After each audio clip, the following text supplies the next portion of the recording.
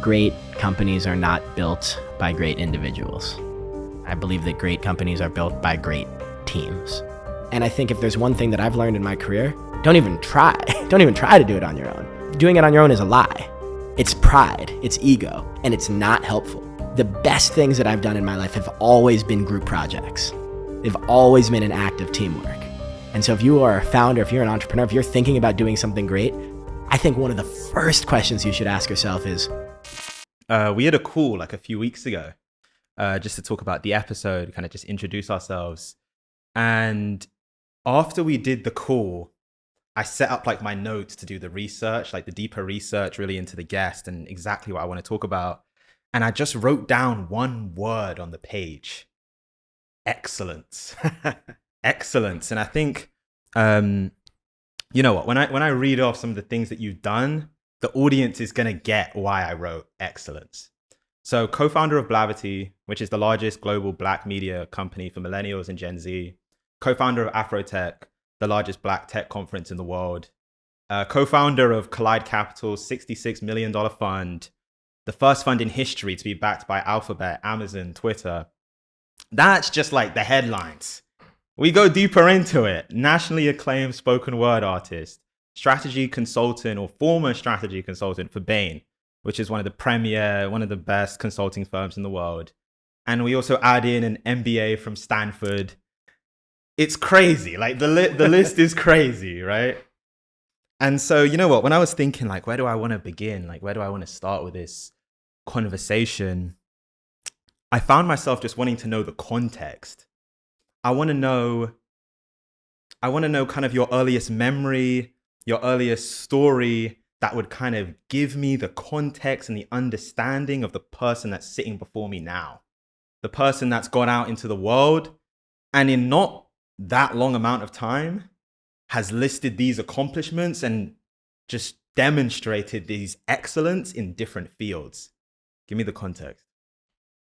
This episode is brought to you by Free Agency. If you want to take your career to the next level, Free Agency is a company that you should check out. They manage and represent talent in the tech industry, and they provide you with a dedicated talent agent to help you find, engage, and win top of market roles that will maximize your earning potential. No more leaving money on the table. Stop job searching alone and start building your dream career today with Free Agency. Anyway, back to the show. I appreciate the question. I guess the first thing that I'll say is I believe that there is an abundance of excellence in this world, and especially in communities of color. And more specifically, I'll say in the Black community. I oftentimes challenge people when they look at examples of excellence to not try to make an exceptionalist argument around them, but rather to say, imagine how much more excellence would break through the surface if it wasn't being structurally suppressed.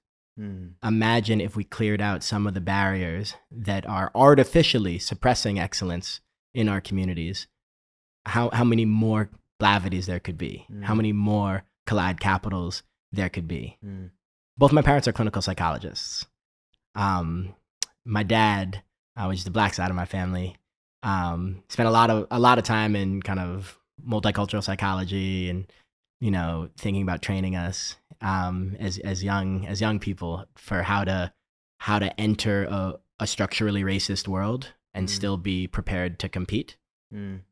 And I remember even from a very young age, my father would often say, if you find yourself playing a game that is not designed for you to win, then the action is on you to choose to play a different game.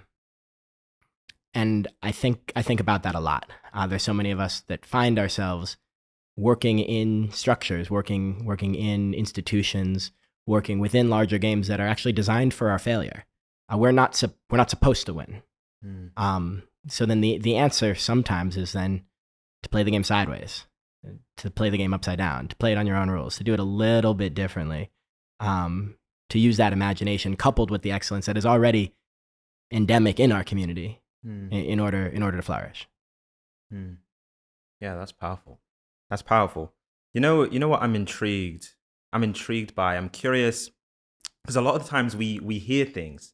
Our parents will tell us things, friends will hear things, but there's a quote that experience is the greatest teacher, right? Things sink in differently when we experience it firsthand. And so, because your dad has told you this, play a different game.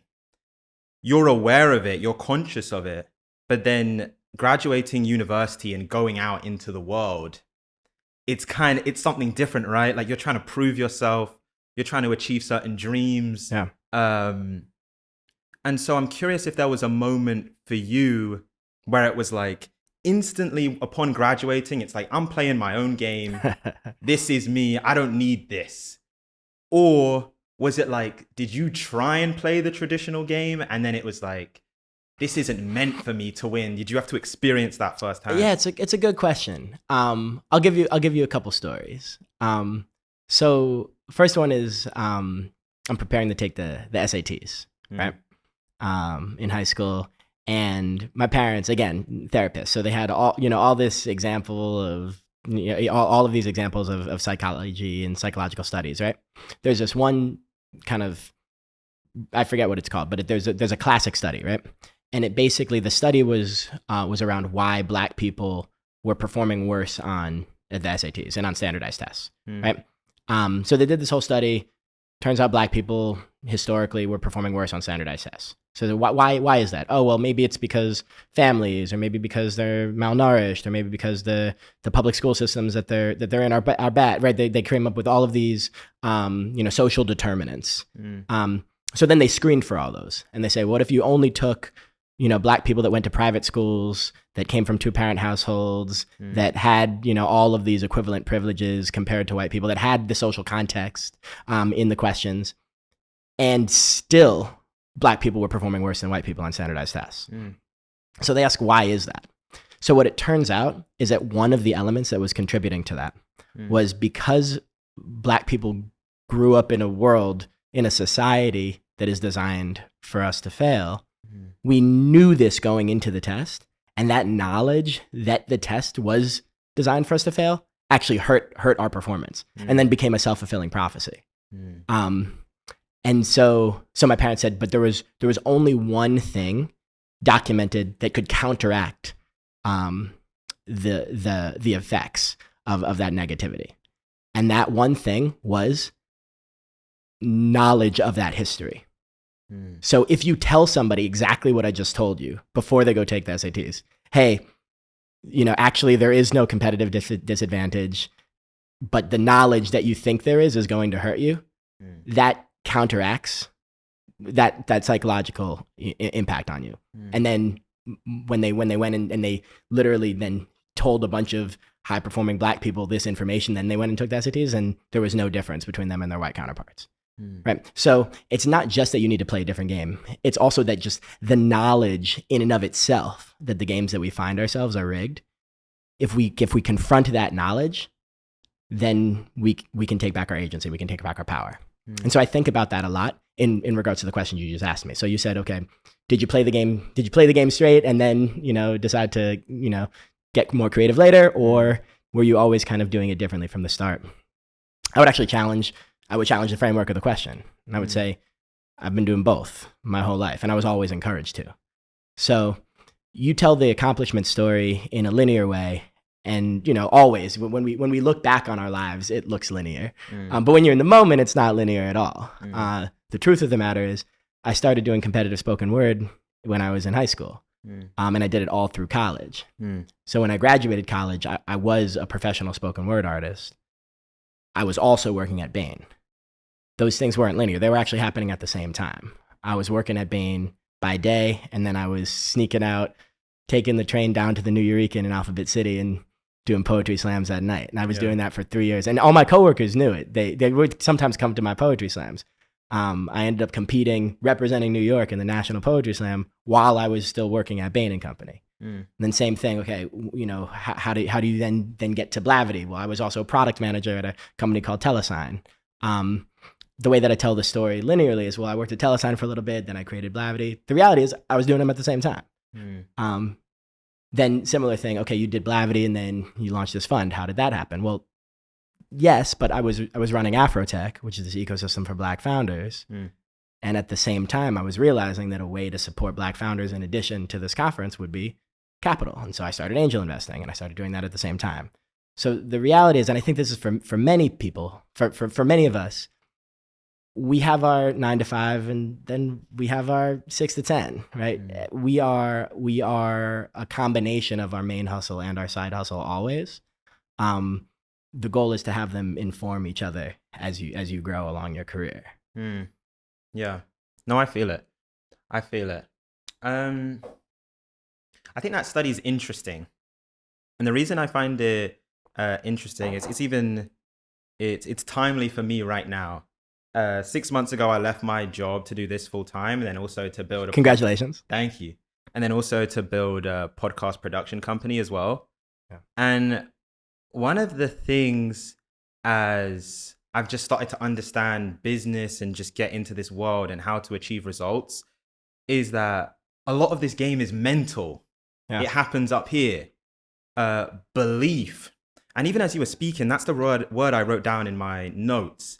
It's belief, and it's underlined, because that's a huge component to it. And when you talk about that study, that's what jumps out to me. It's like believing that you can still do this thing. And I think if we were really we see your accomplishments, right? I even listed them out. If we were to go deeper underneath that, it all started with a belief that I'm putting in this work to get somewhere. Yeah. And so I think about like the young Black child, but then it even goes deeper than that, because I have sisters. And so I think about young women who are looking in environments and not seeing anyone that looks like them or comes from a similar place that they do. The same with the young Black child, maybe like the Latin or Latino child, same thing. And they might even look at someone like you and like the things that you've accomplished, and it's cool, right? It's cool, but it's like there's a gap. It's like, how do I become my version of that? Yeah, well, let me ask you. I mean, 6 months in, you just jumped off the cliff. Yeah. Quit your job. Yeah. You're doing your own thing. You're building up a company. You're building up a platform. Yeah. What changed? What changed in your life that gave you the confidence to take that leap? It's an interesting question. I wouldn't say anything changed, because I always envisioned myself doing this. And just for context, I'm like one of those people, I think, I was even reflecting on this recently.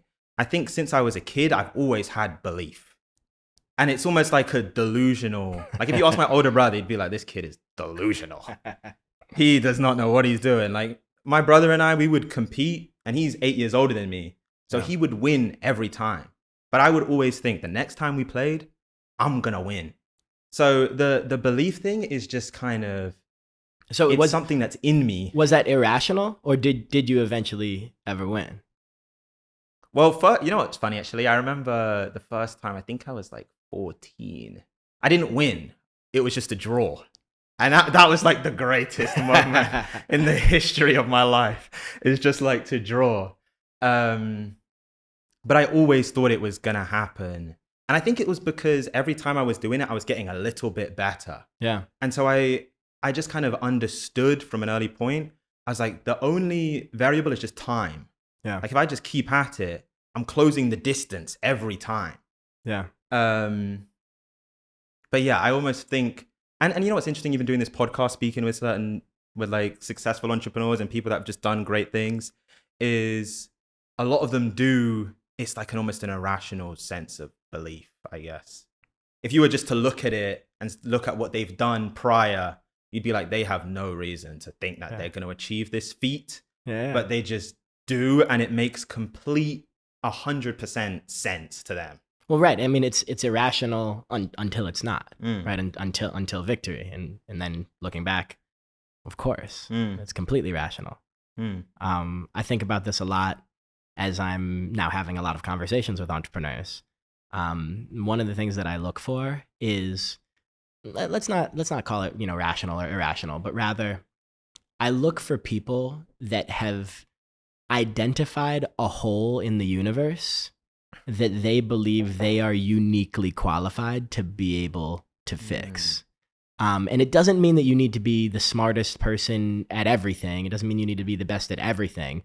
But if you can be the best at this one particular thing, this small piece of brokenness in the universe that you, by virtue of the fact that you're the only one that cares about it, or you're the only one that knows about it, or you are uniquely qualified because of your lived experience to be able to fix it, that for me is usually the driving characteristic that makes most entrepreneurs successful. Because they found it, and then they're not going to sleep until that hole is fixed. That's interesting, actually, because I remember even once when this podcast, because initially this wasn't meant to be what it became. It was only meant to really be 10 episodes and just trying something out. The 4th episode, I spoke with this founder, Ruben Harris. Yeah, of course. And it was such a powerful conversation to me. I was like, I need to do hundreds, thousands of this. Yeah. And then it was like the sleep went, because it's like, I don't know, it's almost like your psychology is pulling you towards something. Yeah. It's like, I won't even let you rest until you make impact in this space. Yeah, you found your hole in the universe. Yeah. Is there an intentional way to go about that? Or does it just find you? About finding? Yeah. I don't know. I mean, we're getting existential now, right? What is our life purpose? How do we find the thing that calls to us? I don't know. But if I can kind of look across all of the entrepreneurs that I've met in my life, I think for many of them, it usually is something that relates to their childhood or their upbringing, something that they've always kind of been passionate about, but they didn't completely understand how to frame it or how to articulate it. And then at some point in time, it clicks, and then they go. I mean, similar to what you were saying, you've always had this belief. You've always kind of been this person, right? Nothing changed per se, other than the fact that you got to a moment where you were ready. And at that moment, in that point in time, I want to be one of the people in this universe that can say, go do it. And if it's a fit for my fund's thesis, then take this money and go. And be an enablement for that particular type of building. Where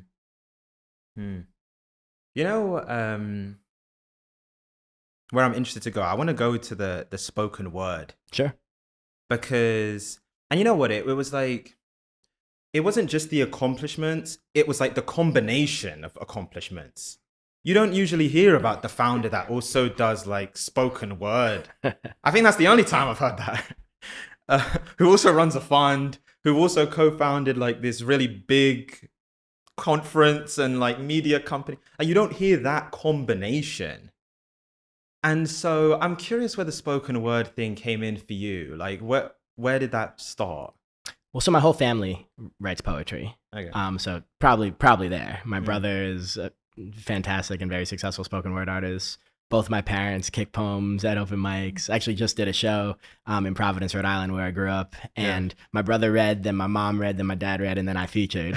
And so we definitely come from a family of storytellers. I think, again, psychologist parents, artsy community, we were taught that the best way to express yourself is through self-expression, right? The best way to express yourself is by talking about it, by creating art about it, by sharing. The catharsis of releasing your emotions and your feelings makes it so that you don't have to keep it bottled up. And it's a way to process the world. And in a world such as this, where there is so much to process, I'm so thankful to have had a community of artists that could receive my pain publicly as I was working through some of the more traumatic elements of living in this universe. Racism, sexism, homophobia, classism, war. I mean, these are the regular subject matters that come up at a poetry slam and at a spoken word show. And sometimes it's nice. I mean, sometimes it's sad, sometimes it's painful. But the reality is these truths, they're there either way. So you're either talking about them or you're not talking about them. And if you're not talking about them, oftentimes you're still feeling them. They're still bottled up inside. And I think for me, that's more than just poetry. I mean, that's storytelling. It's one of the reasons that I was so excited when kind of Morgan came to me with the idea to co-found Blavity together. She said, we need to be telling our stories. Black people need a platform to be telling our stories at the largest possible level, and telling them in ways that are authentic to us. Because only through storytelling can we begin to actually start processing as a community what we're seeing right in front of us. And that's how Blavity started. It started as a platform for Black storytelling in the modern age. And I think for me, that was very, very much connected to my work as an artist. You know what? And I want to get deeper into Blavity, obviously. But I want to key in on something that you said, which is being able to share your pain publicly. Yeah. To most people, I think if they heard that combination, my pain and publicly, it would be hell. Yeah. That would be like the worst possible thing I could imagine doing. Yeah. I'm curious, was that something that came naturally, or was there some sort of hurdle, obstacle that you kind of had to get over that you could even do that you felt comfortable doing that? Yeah, I mean, I think there continues to be hurdles. I mean, even now, there are kind of deeper pains that I would not share, even if I could share some of my pain. But I think the nice thing about being part of an artistic community is when you share your pain and then it is received positively and with support and love, that also changes you. And so then you begin to have a regular recurring experience of sharing pain, of being vulnerable, and then that being received with love and community support. And then that encourages you to share more. And then as you get that constant feedback loop, it builds a community of love and support. And don't get it twisted, it's not just from speaker to audience. When you go to a show, you are also in the audience too. And so not only are you sharing pain and you're receiving support, but then you're also witnessing somebody else's pain. And it's not just pain, but somebody else's joy, somebody else's emotional extremes, whatever they may be. And then it is your job as the witness to then share love and share support. Imagine if that is how the entire business world operated, right? Just for a moment, that if the premise of doing business with one another was I share something vulnerable, and now it is your job to love me and your job to support me. And then you share something vulnerable, and now it is my job to love you and to support you. Imagine if that was the fabric of how commerce operated. If that was the fabric of how capitalism operated, what type of a world could that look like? And so for me, that was the underpinning before everything, before Bain, before Blavity, before Collide Capital, before Stanford MBA.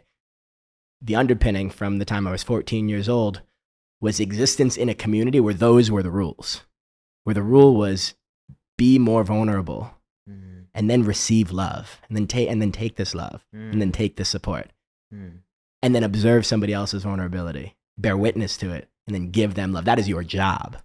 And I took that very much in my core through all of my navigations in the business world. It would be a weight lifted, right? I almost think about some of the heaviest rooms that I've been in have been when something is unspoken but felt by everyone. Yes. We all know, we're all thinking it. Yeah.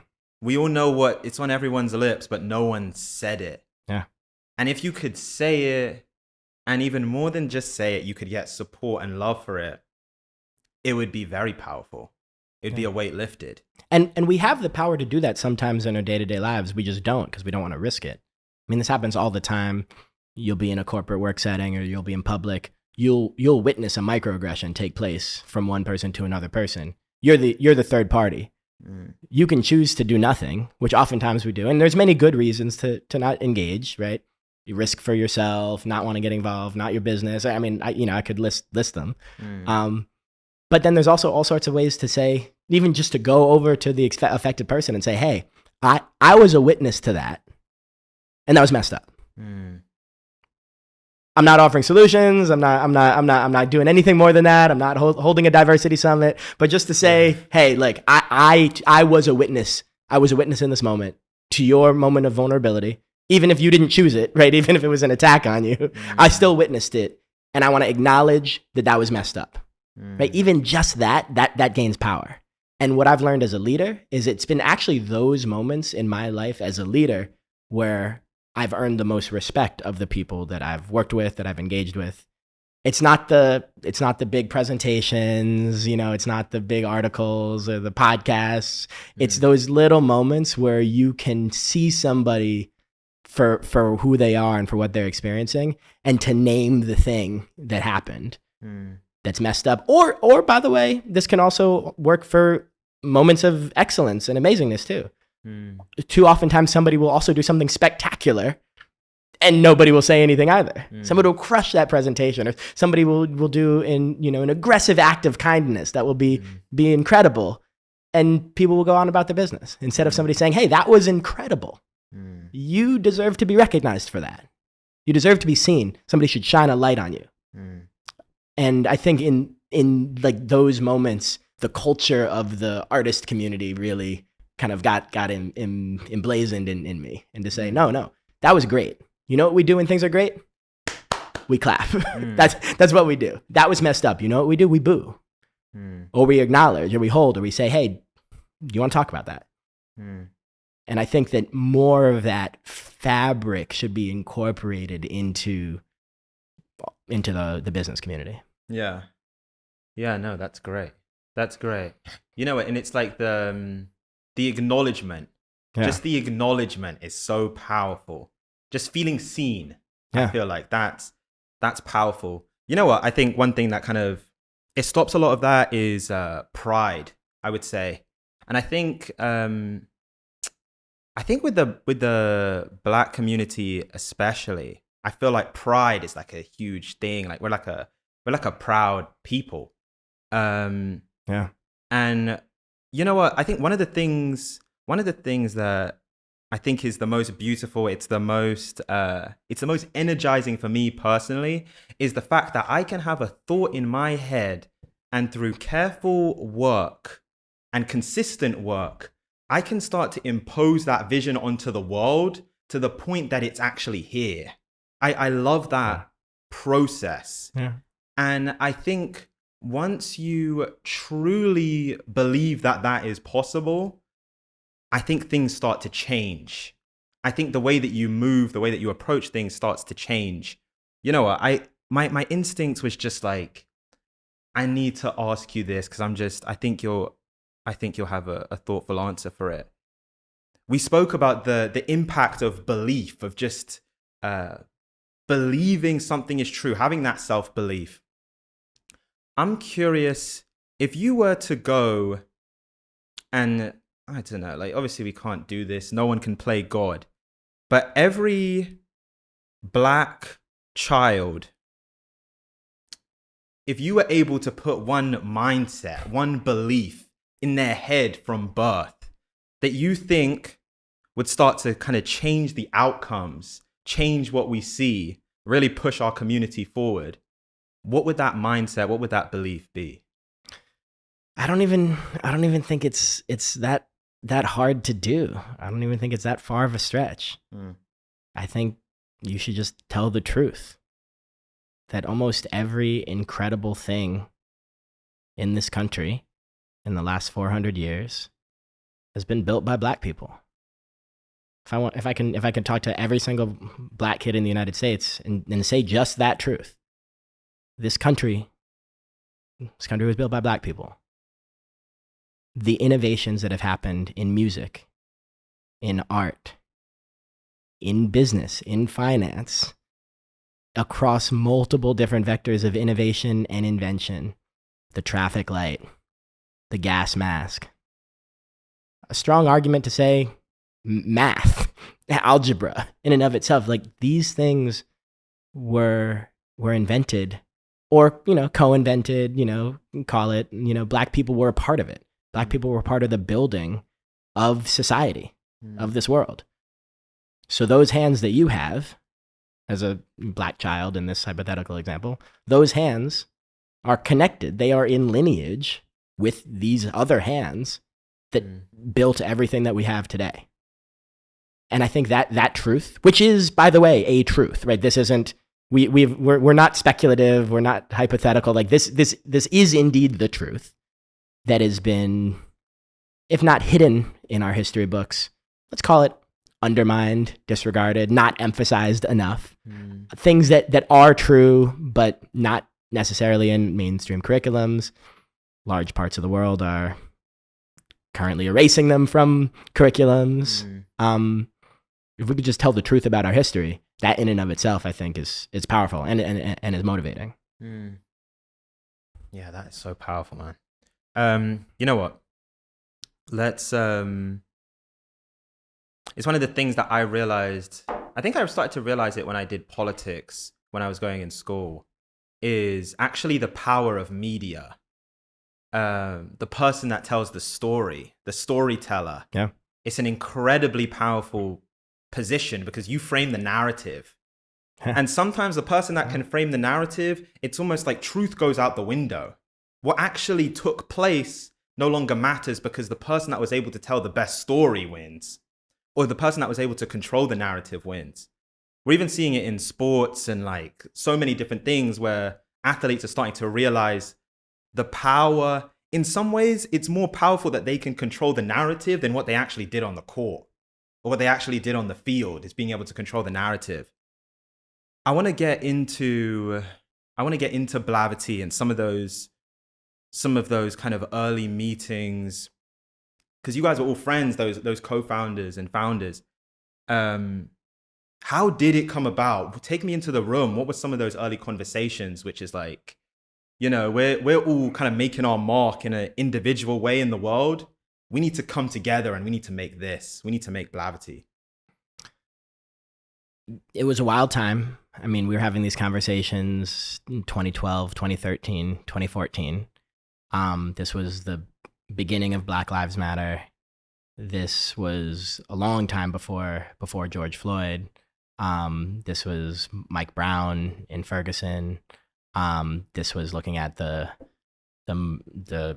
government execution of Troy Davis, then Trayvon Martin, then, you know, leading up to Mike Brown in Ferguson. And we all went to school in St. Louis. We were all at Washington University. So many of us were connected with folks that were on the ground in Ferguson, looking at the protests that were happening.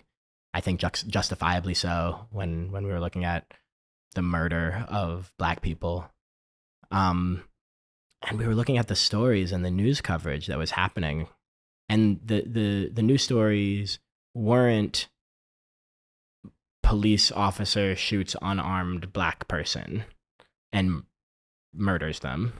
The headlines were protect your stores. There are angry mobs that will come and steal your property. And that was just, it was hard for us to see that being the focus of the story. The story wasn't about why people were angry. The story was just that people were angry and therefore we should be afraid of them. And what we realized is it's because we weren't in control of our own narrative.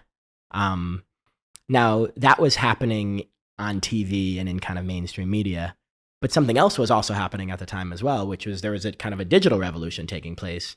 Millennials and Gen Z weren't even really watching TV in order to get their information. Most of us were getting our news from social media, or from kind of sending each other direct links in text message communities, in group chats, on WhatsApp. And we were realizing that the way that information was moving actually could circumvent these mainstream news outlets. And the mainstream news outlets already weren't doing us any favors in terms of telling our narrative. So perhaps we could combine those two truths and say, what if we could find a way, using what we knew about digital technology, about mobile technology, about groups, about, they didn't even have this word back then, but about influencers. But it was before we were even really using that in the common vernacular, but of people that could post something and lots of people would read it, but they weren't quite celebrities. What does that mean? What if we could take all that and bundle it together, and then create something where Black people could actually tell our stories from on the ground and from the truth as we were experiencing it. And that kind of was the genesis of Blavity. And it started there, but over time it grew to something much larger than that. Because what we realized is we were putting out a lot of content that was revolving around Black pain, which is important and absolutely necessary and a big part of the Black experience in this country. But it is not the only part of the Black experience in this country. Yes, there is a lot of Black pain, but there is also an incredible amount of Black joy. There's an incredible amount of Black excellence. And what we realized is we needed to start juxtaposing the content that we're putting out about Black pain with content about Black joy, about Black success, about Black accomplishment. And that's when I think the platform really started to take off, because we were showing these two simultaneous truths that just as much as we were living in the age of Black Lives Matter, we were also living in the age of Beyonce. And that in and of itself is a wild paradox, that somebody like Beyonce can exist at the same time that all of this pain is impacting our community.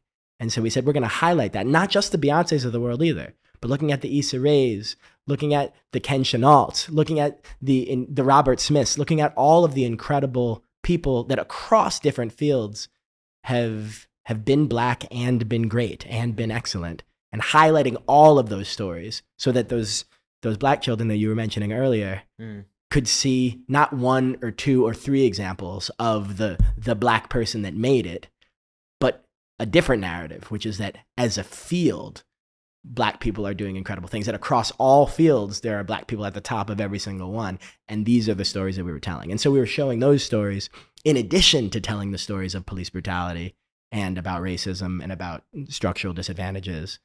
And we were telling them at the same time. And I think that that's what really gave Blavity some of our early readership, because it was engaging in a more comprehensive type of way for our audience. No, it's great, and I think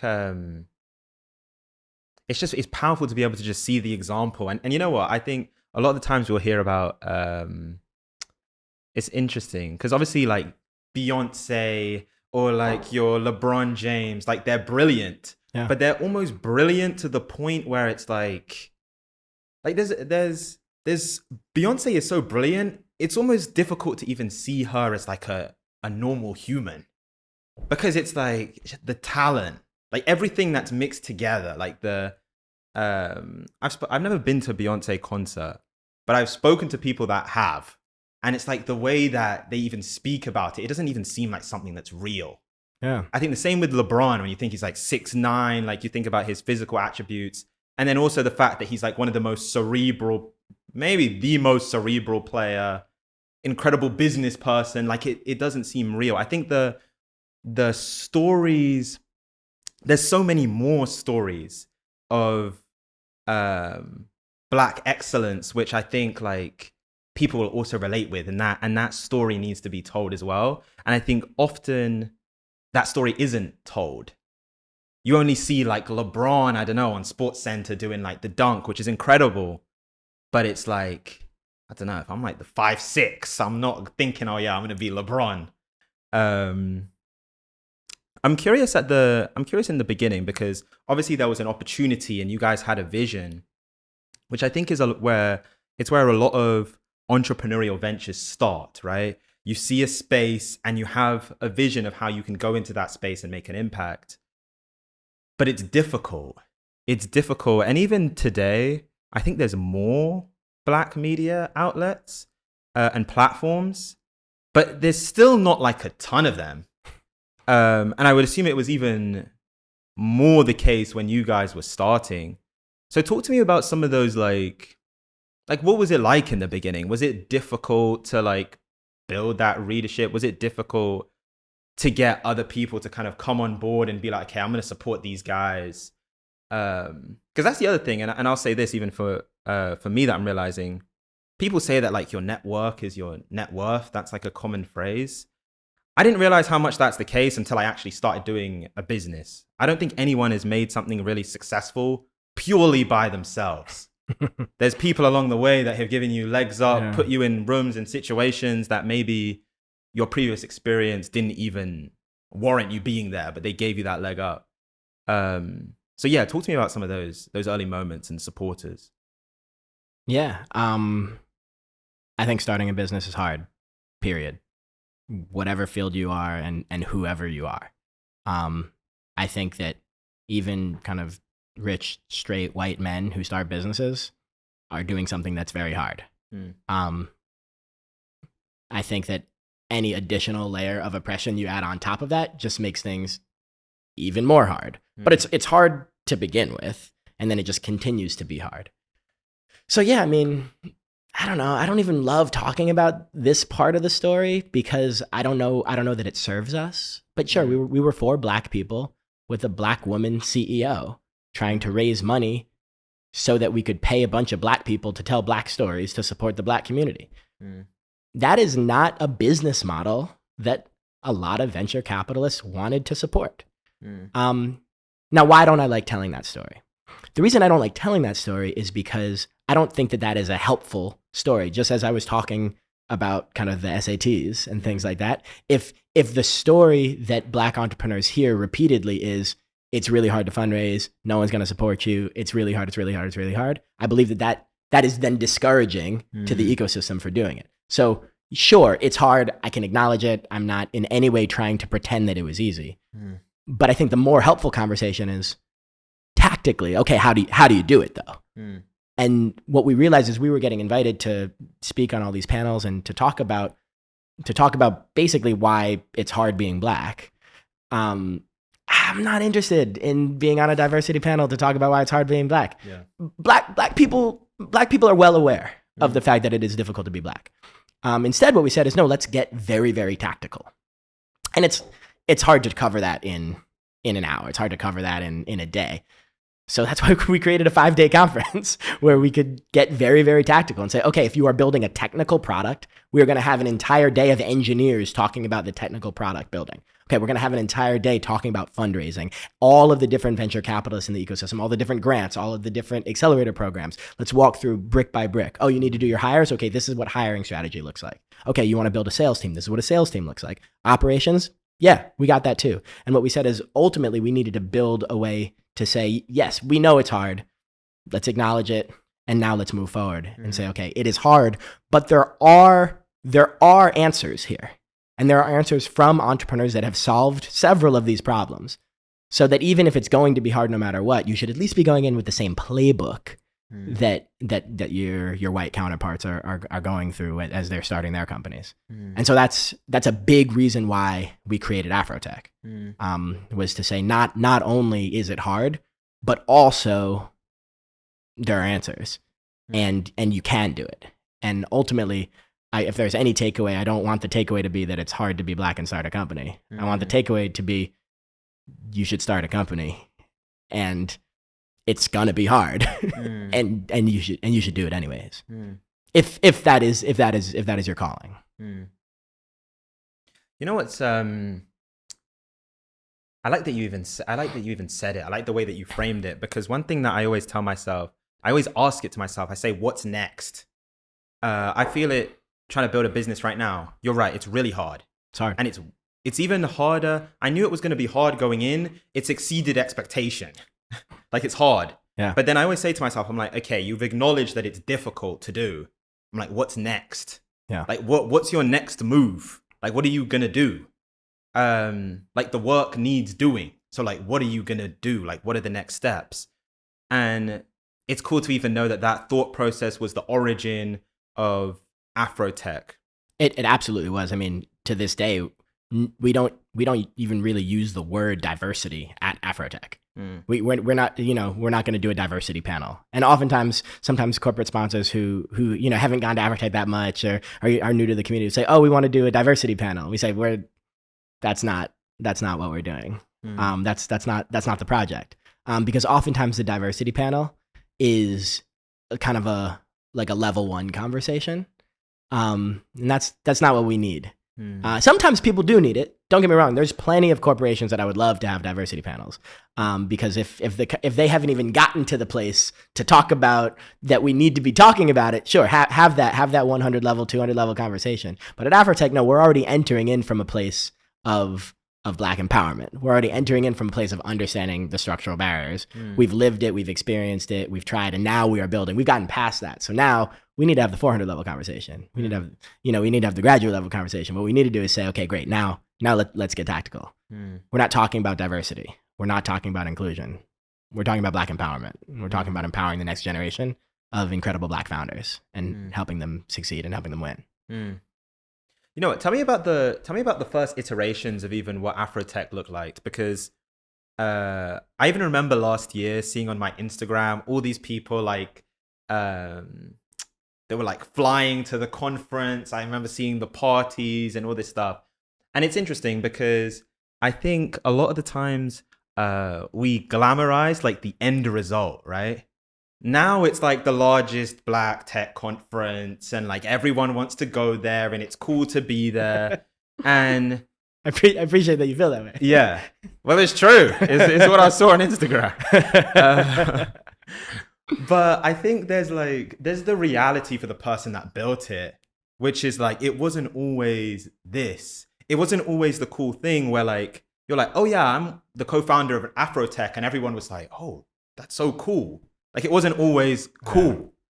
Yeah. And I think there's a fun picture actually that we should send. I see if I can find it and send it to you after this. Yeah. It's a picture of me, Morgan, Jeff, and Jonathan at the first AfroTech, the first event of it. And we didn't have enough staff to help run the events. So we were literally just doing check-in at the first. And it's just the four of us at the check-in booth with our laptops, checking people in and registering people, because that's what you do when it's year one. I think we had 800 people last that first year. Yeah. And of course it kind of doubled in size and then doubled and then doubled and then ultimately grew to the 25,000 person conference that it is today. Yeah. You know what? Did you ever feel crazy? Because the thing is, right? And I understand this world because my first job was in consulting. Bain is like the premier consulting company. Like if you're in university, that is Bain, McKinsey, BCG. Those are the companies you want to go to. That is pushed to you. That's where you want to go. You go from Bain and then you're building this company. And I'm sure there's a lot of humble moments. I'm sure there's a ton of pictures of like you individually scanning people in. I'm sure there's a ton of parallels in different moments where that was the case. And Morgan and I literally took out the trash from the office because we didn't have cleaning people. I mean, you can't make this stuff up. Did you ever feel crazy? You're like, what am I doing? Yeah. I mean, but the answer isn't to not feel ridiculous. You're gonna feel ridiculous. The answer is to realize that you just wouldn't have it any other way. And I think that that's true for most entrepreneurs. You kind of need to be in a place where you can't do anything else. Because I talked to you earlier about identifying the hole in the universe that you're uniquely qualified to solve. Something else happens once you see that, and it's once you see it, you can't unsee it, right? Once you found your calling, once you found your passion, then every day that you're not looking at that, it is burning a hole in your brain, right? You realize that you are living not in alignment with your purpose, and you want to talk about things that'll drive you crazy. That'll drive you more crazy. Right? That'll mess you up. Right? Every day that you're working for somebody else, helping them fulfill their dream, and that you're not working on yours, I think that is a worse erosion than taking out the trash at your startup because you can't afford a cleaning person. So sure, is it ridiculous? Maybe, but like choose which version of ridiculous you want to live. Yeah. You know what? I actually remember that feeling like so vividly. Of like, you've seen this thing and you've seen that it's your lane. And when it's like, because usually it starts with like a spark. It's like one thing that you see. And then there's other thoughts that almost start to ladder on top of it. And I would I had this thing, I was like, I want to build a media company. And then I even started to think about how I would consume media as a kid and like the way that I would watch like interviews or YouTube videos. Like I loved content and media, and like all these blocks are starting to make sense, but I was still working. And it's like, it's exactly what you said. It's like a misalignment. Yeah. And then you start to feel it in other areas because you're like, it's almost, your life doesn't make sense in the way that it's currently constructed. Because the thing that you're meant to be doing, you're not putting the time necessary to bring the vision. Correct. And so even if you don't want to face it, it's just there. It almost goes back to what we were saying before. It's like the unspoken word in the room. It's like heavy. It's like it needs to be met. And you know what? I like telling that part of the story because I feel like so often when you hear like entrepreneur stories, or you even hear the story of like a great athlete, you just hear like a litany of successes and accomplishments and like, yeah, then I left this and then we grew this business and then that took off and then we built this thing and that also took off. But you don't hear the like difficult, humbling moments where honestly, no one cared. Like, I think that's the thing a lot of the times early is like, people don't even really care what you're doing yet. It's not big at all. And I think sometimes it's like, that stops people from getting involved because they just see the success and they don't see how they could do that. But then when I hear the story of Aaron and Morgan literally checking people in one by one, then it's like, oh, okay, that makes sense. Like I could see myself starting a business, and the first iteration of it is like, I'm literally taking out the trash myself. If you don't do it, who's gonna do it? Yeah, the work needs doing. The work needs doing. Okay, so I'm curious. We go from like you guys literally taking out the trash to this conference is growing year on year. Blavity is growing year on year. I'm curious what that feeling is like because, and it's interesting. I'll talk with people in my network. They'll ask me about my business, and I'm like, it's like a roller coaster. It's like a lot of L's or things not really going your way, and then one thing goes your way and it feels amazing, and then it's back to the L's, and then it's like, even sometimes the most difficult thing is when nothing is happening. Like it just doesn't really feel like you're working a lot, but it doesn't seem like there's the progress yet. Sure. But I can imagine, and it's funny actually, I'm reading Bob Iger's book at the minute, CEO of Disney. And he talks about the moment, I think when he became like the president of ABC, he got this opportunity that he always wanted. And he has this quote in the book. He's like, I've realized in life, it's often when you get the thing that you exactly wanted is when it really gets difficult.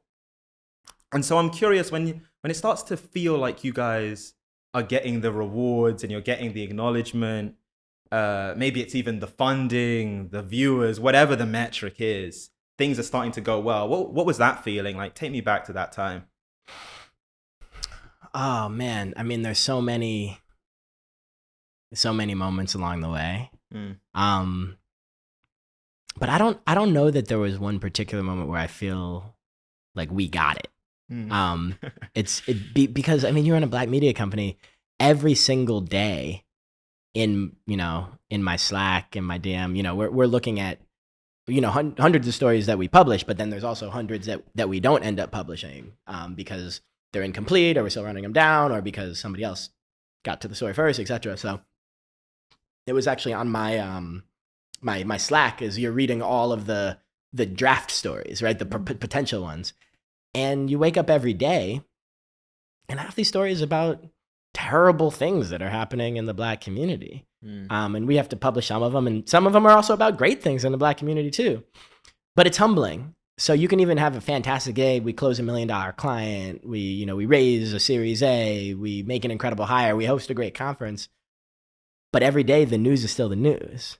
And so you're very aware of all of the pain that's happening simultaneously.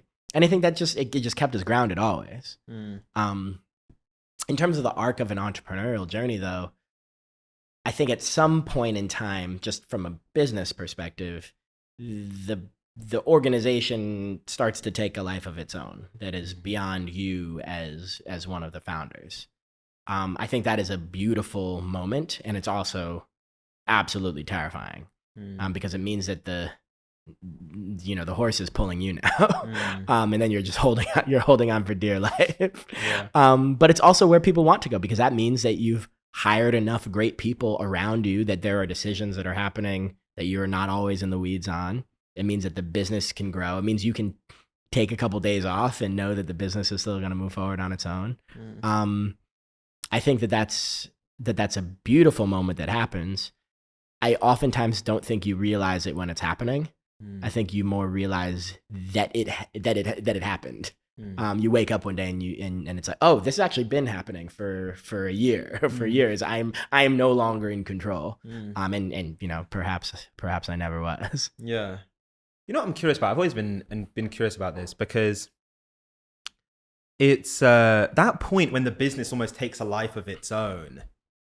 I think about like what that does to you mentally, because it's almost like going up like a steep mountain, and like at first you can kind of see the ground, so you're like kind of good. You're like, okay, cool. Like I could just jump down and we're good again. But then you're getting up so high that it's like, I'm kind of like in control and like the person responsible for a lot of things, but there's this whole operation and thing behind me. Like it almost must be dizzying. Yeah. I'm curious, was there was there almost ever like a feeling of like, am I still the right person even to be doing this?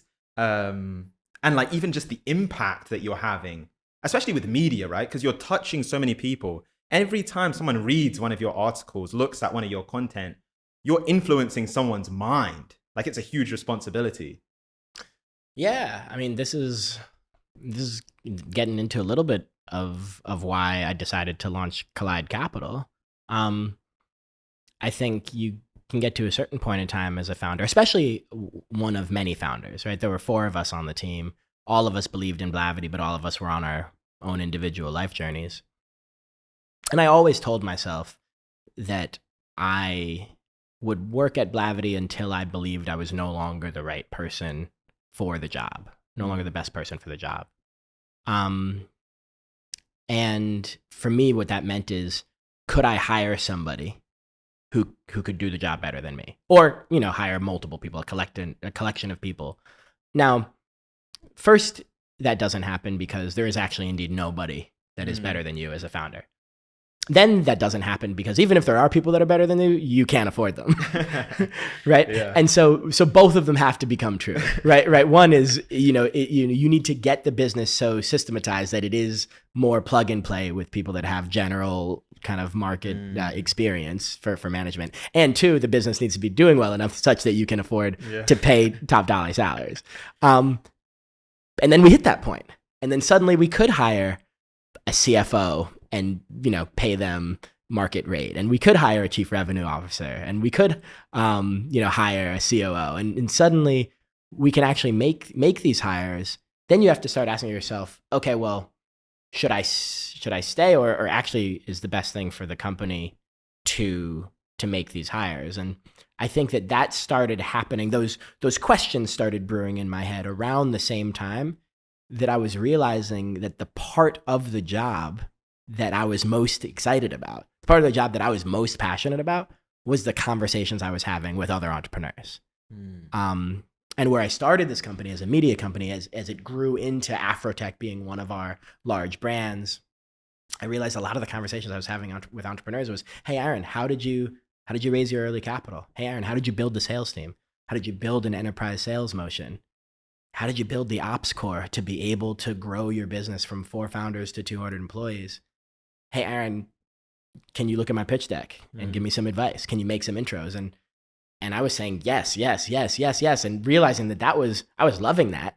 And that was always a part of my job, but it probably reasonably should have been, somewhere like 10 to 15% of my job. And suddenly this is what that was the energy. Yeah. That was the thing that I was most excited about. And I started realizing, oh, perhaps it might be time to double down on this part of the job. And so then we started incubating what one day became Collide Capital inside of this community. And I started asking myself, okay, how do I, and again, it's not a departure, so to speak. I'm still on the board of Blavity. I'm still the third largest shareholder. I still love the company. It is still very much my baby. I will be at AfroTech this year for anybody that's coming. would love to see you there. But I said I can probably do more as a board member that also has a fund rather than as a board member that is also an operator of this company. And that transition, I mean, I say it, whatever in 60 seconds, but I mean, that transition took 3 years. That was a long arc, and me asking myself, is it too soon to leave? Maybe things are about to really take off, and is it going to be okay? Are they going to be okay without me? Yeah. Is the fund going to work? Does anybody want me to be a venture capitalist? Am I going to leave something great and then perhaps fail? Why are you taking all these risks? You already took all these risks and they worked out. Yeah. Why do it again? But then at the end of the day, it got simple. I said, it clicked. This is what I'm supposed to be doing. And that click actually, it happened earlier in my life. It just became apparent to me then. I'll tell you when it happened. It happened in 2014. It actually was one of the driving reasons why I started Blavity. So I was at a Black Poets retreat. It's called Cave Canem, which is a society of black poets. We were at a summer retreat where we were writing poetry together. And one of the prompts was write your purpose. And everybody's writing down, you're supposed to write until you figured out your purpose. And this is poets too, so you got a lot of flowery language. You had a lot of folks, I want to undo the wrongs that my ancestors, blah, blah, so there was a lot of that. And I was writing that. It didn't feel authentic to me. I was trying to make it make sense. And the phrase that I landed on that felt the most honest to me was as much money to as many Black people. And then that grew into becoming one of my personal mission statements, which is that I want to get as much money to as many Black people as possible. It's not the only thing that I want to do. I also care about underrepresentation across the board. I care about the fact that women only receive less than 1% of venture capital funding, that Latins only receive less than 2%. Like, I care a lot about these systemic barriers writ large, and I think that by focusing on Black people first, it enabled me to also be a better ally to other marginalized communities.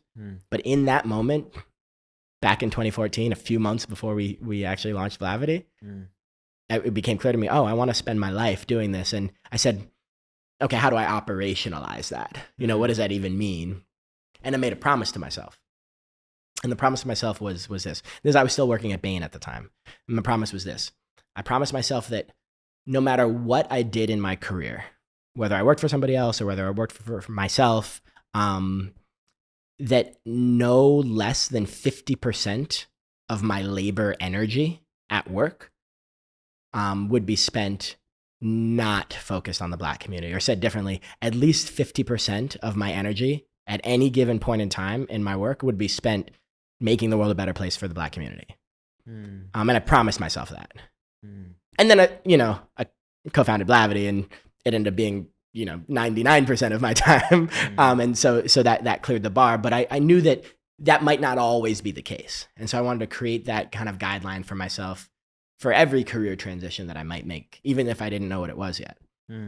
So then when I spun the fund out of the AfroTech ecosystem and launched Collide Capital, and Collide Capital is not exclusively Black focused. Collide Capital, we say about 80% of our founders are Black, Latin, or female. So gender equity lens and, racial equity lens that we care, but we're not exclusively Black. But if I ask myself, do I spend at least 50% of my labor energy still doing something that makes the world a better place for the Black community? The answer is still absolutely yes. Now, it might not be 99% anymore. Might only be around, 75, 76%. Right now, 76% of our founders are Black. So I let's say ballpark around 76%. Yeah. I can still go to sleep at night. Yeah. I still feel okay with that. And so when I was in my kind of career transitional moments, I had to ask myself, I had to try to anticipate, does this jump from Blavity to Collide Capital still fulfill that promise that I made to myself. And when I realized that the answer could be yes, it was now a hole in the universe that I couldn't look away from. I had to try. You know what? I started the episode. I said excellence. You know, as I've been listening to you, I think the other word is like responsibility. There's a sense of responsibility to every step and every move that you've made, right? And so even when you explained doing Blavity, it was like we're seeing these cases of injustice, of police brutality, and it was like it doesn't end there. Collectively, we felt like we have a responsibility to change this narrative, to build this platform. And then with Collide Capital, it's like, okay, you know, like we want to get more money in the hands of Black people. And that's become a responsibility, and we're going to build a fund to make that happen. I'm curious why this is so... Why does it get to that extent for you? And it might even seem like a weird question, but there's a lot of people, not just in the Black community, in any community, where like they're aware of an injustice that's happening in their community, but their mindset, I don't even think it's necessarily wrong, is like, okay, I want to create a better life for my family. For like my group, I want to create a better life for them. They don't necessarily take the challenge and the responsibility of like, let's expand this out, and my community as a whole, I want to push it forward. Why is it so personal? Why do you take that responsibility? Yeah. Well, first I want to say, if the goal is to make a better life for you and your family, there's nothing wrong with that. And I think that, you know, the call to improve the world, the call to make a difference, it hits people at different points in their life. And you know, if some people want to put their own mask on first before putting it on others and secure their family, and then they make an impact, you know, when they're in their 50s and their 60s and their 70s. I also think that there are plenty great examples of folks that kind of came late to the social justice party and still had an incredible impact. So I'm in no way disparaging people who do not want to make this choice. But for me, it wasn't a choice. It was kind of deeply embedded in my kind of values from both sides of my family. You know, we've been talking a lot about my Black side of the family. You know, I'm half Jewish, and you know, my mom's family is white and Jewish, and I grew up Jewish. You know, I was bar mitzvahed, confirmation class. You know, I'm still very, very much in touch with my Jewish identity. It is a part of me. And with Judaism, it's bigger than just faith. It's a culture, it's a heritage, it's a people. And I'm a proud Black and Jewish person in this world. And one of the core tenets of Judaism, arguably the core tenet of Judaism, there's debates about this, but strong contender for the core tenet of Judaism is a concept called tikkun olam, which loosely translates to repair the world. That it is our job as Jews to repair the world. And when people throw around the term the chosen people for Jews, and not everybody understands where that comes from, it's not that we were chosen because we're special. It's not that we're chosen because it's you know, where we get to be privileged. It's because we believe we are the people that were chosen to repair the world. It means we believe that we were chosen because we're the ones that are supposed to fix the problems, which is, by the way, not always that fun. If you're the one that's chosen to take out the trash, it's like, okay, thanks for the privilege. But it's also really it's a calling. I mean, it's something that you believe is important. So if you see a problem with the world, if you actually believe it is your job to fix it, then you are failing every day that you are not trying to solve the problems. And of course, there are so many problems with this world. Like no one person can solve all of them. So then you solve the ones that are the most closest to your home, the ones that you understand the most. And for me, as a Jewish person, the problems that I was, you know, seeing and experiencing most closely were also the problems that I was experiencing as a Black person and in the Black community. And so I would actually say it was very driven by kind of my cultural heritage on both sides of my family. which is one of the reasons that I said I don't think I could pursue a career path that was solely focused on the pursuit of financial wealth or personal gain. I want financial wealth. I want personal gain. Don't get it twisted. I still very much am engaged in these projects, but I want to try to do them in such a way that will also be making the world a better place for my people. You know what? Before we get out of here, I'd be remiss if I didn't ask this directly, because I think you're one of the best people to answer it, which is, you've kind of come from the perspective of the entrepreneur that's raising money and capital and trying to build a business. You're now in a space where you actually have a fund, you've raised money, and now you're the one that's giving out the checks. You mentioned the mission of like, get money in the hands of as many Black people as possible. And I actually love that mission because it's just simple and it says exactly what it is. There's no flowery language around it. What do you think are the biggest obstacles to achieving that right now? Yeah, I mean, there's a lot of obstacles. But before talking about the obstacles, let me talk about why I believe it so core. Because I'd be remiss if I didn't explain this part. I don't just want money in the hands of as many Black people as possible because I want Black people to have money.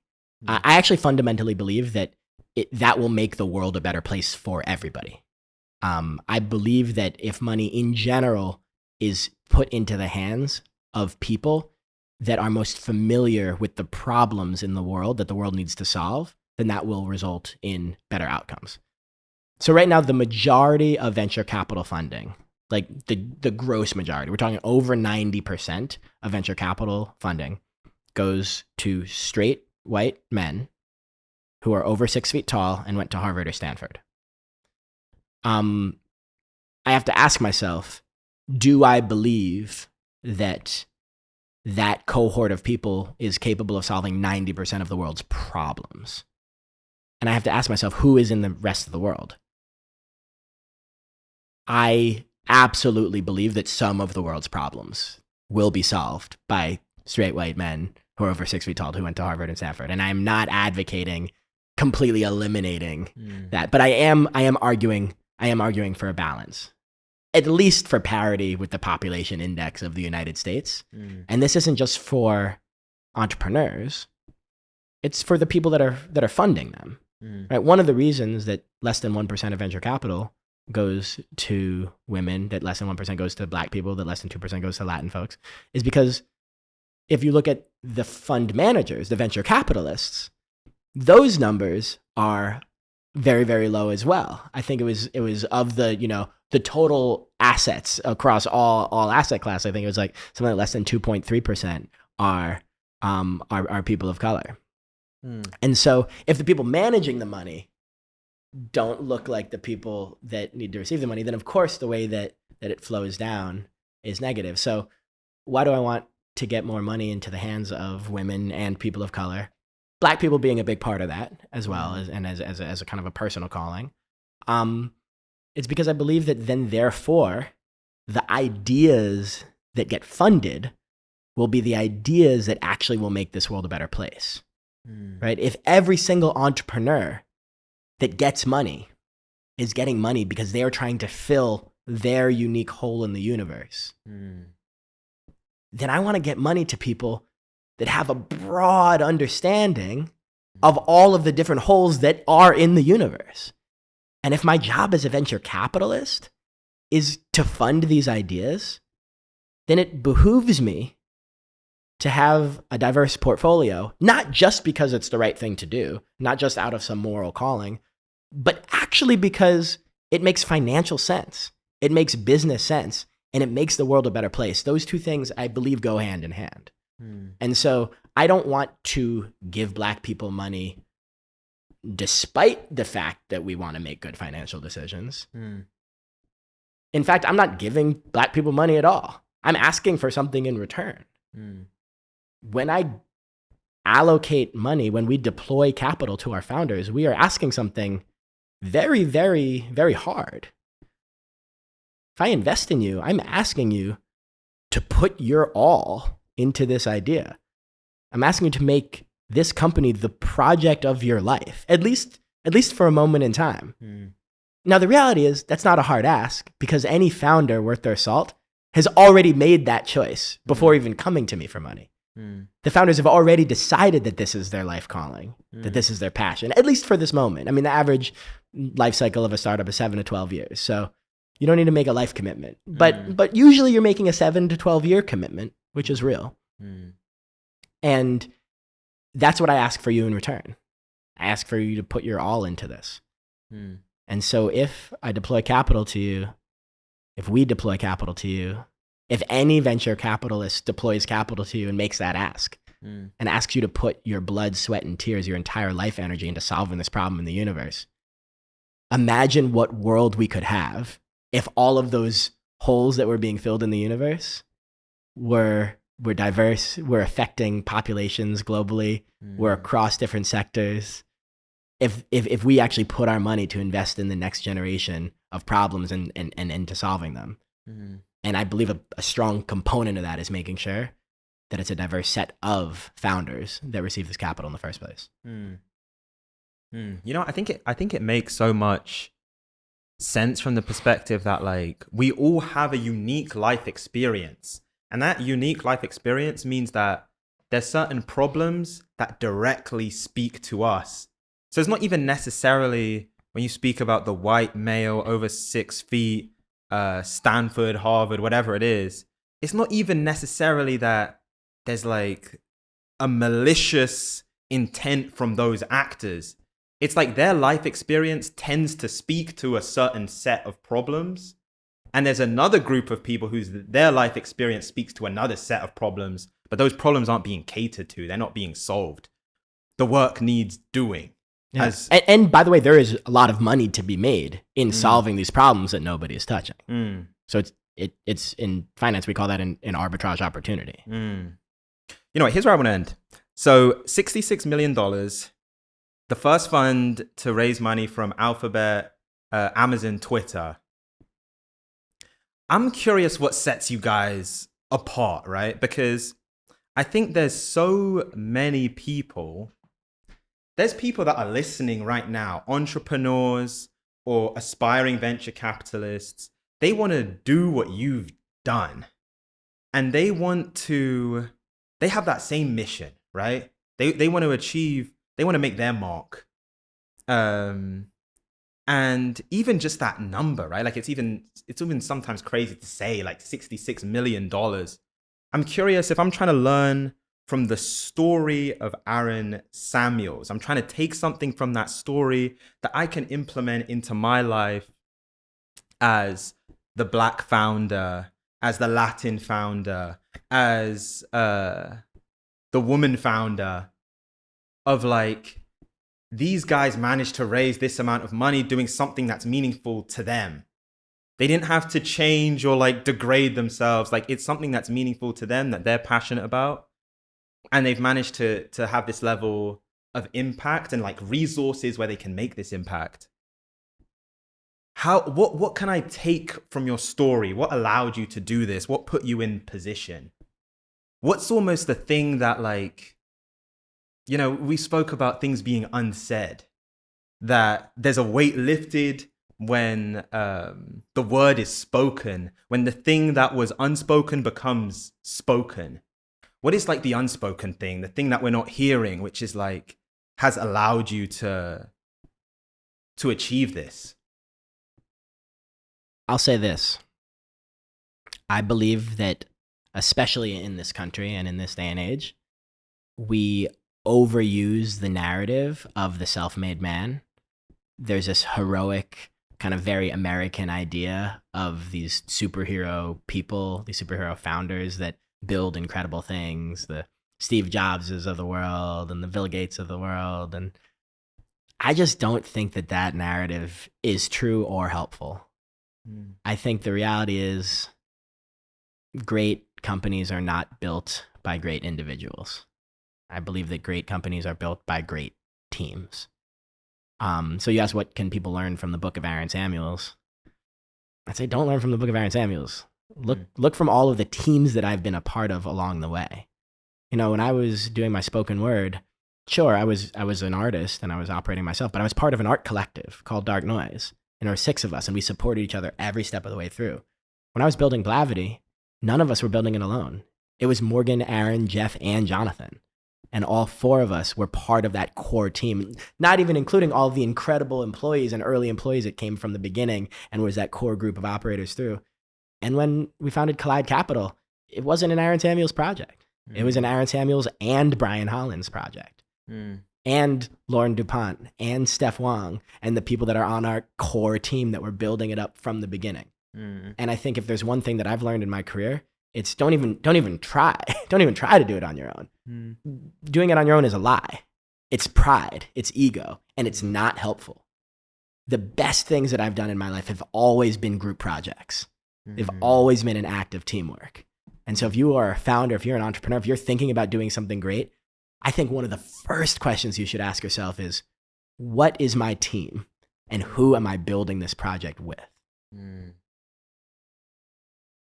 It's like, you know what? I know I said it was the final question. I lied. I have one more, which is, and I have to ask it because I think it's so important. And I think one of the things that I see in the world a lot, and I felt it personally at times, but I just see it a lot, especially with people in my generation. I think people are calling out for it. There's like a sense that we want to feel like we belong. I want to find, you called it a team. I would almost call it like a tribe. Like I want to find like, who are my people that can support me on this mission?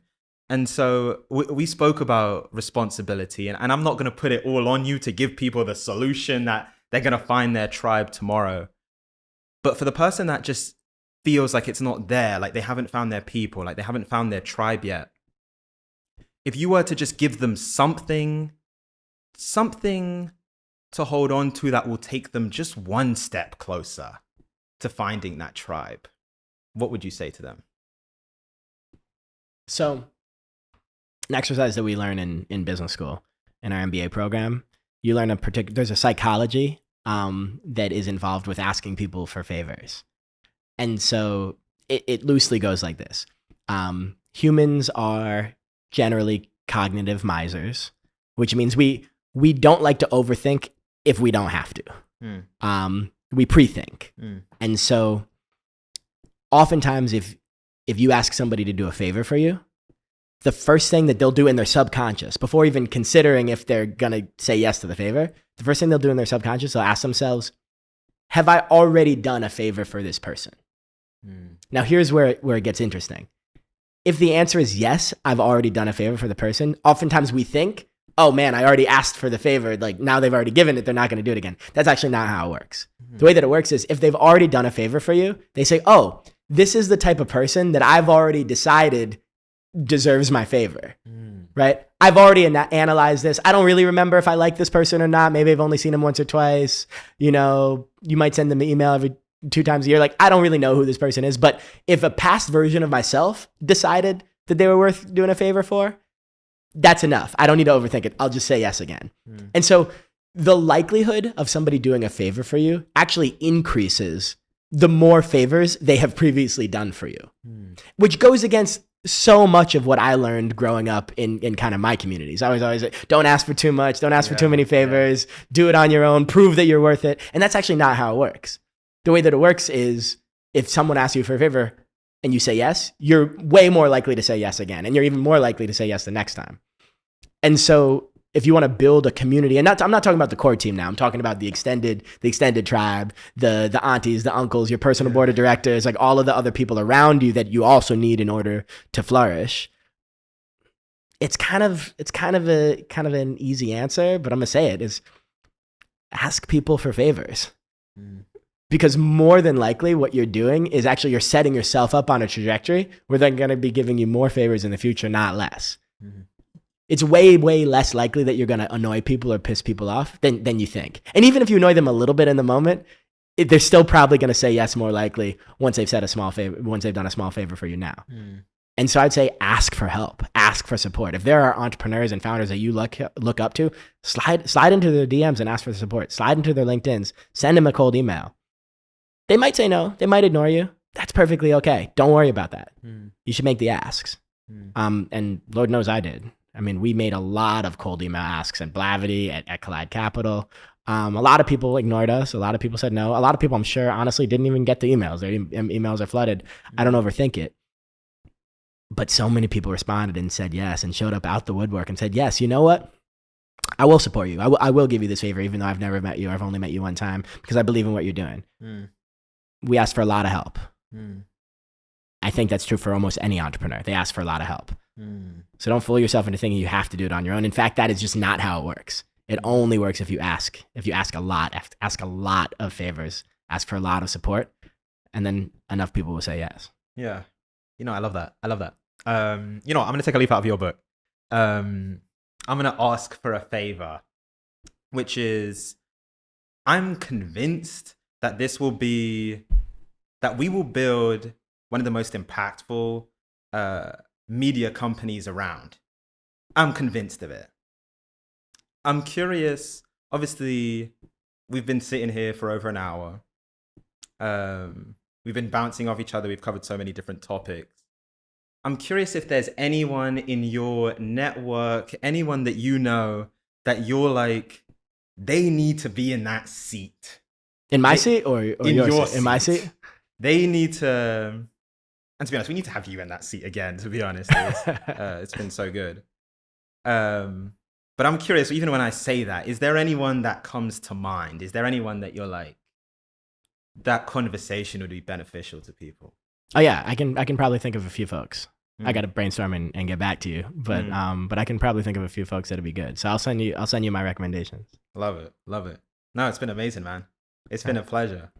And I think the thing I love about these conversations, it's so often, it doesn't go where you expect. And I think that's the best part of it, is just following the natural conversation. And I think this is the sort of episode I think people will listen to it and there will be moments where you almost have to press pause and you just have to let it sink in what you just heard.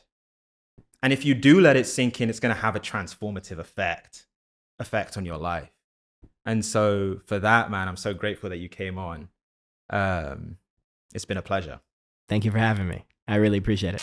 If you enjoyed this episode, please subscribe to the channel.